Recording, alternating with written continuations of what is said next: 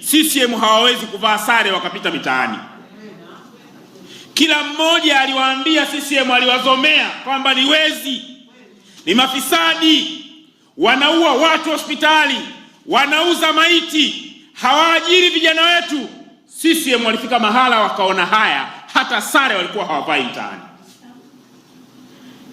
Sasa ndugu zangu, tulipofika leo ni mahali pabaya sana, ambapo raia wote wakifika hapo basi udhalimu utaendelea kwenye nchi.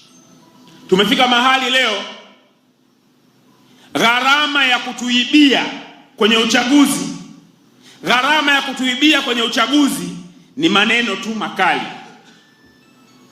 Leo tunakwenda kwenye uchaguzi wa serikali za mitaa, tunakwenda kwenye uchaguzi.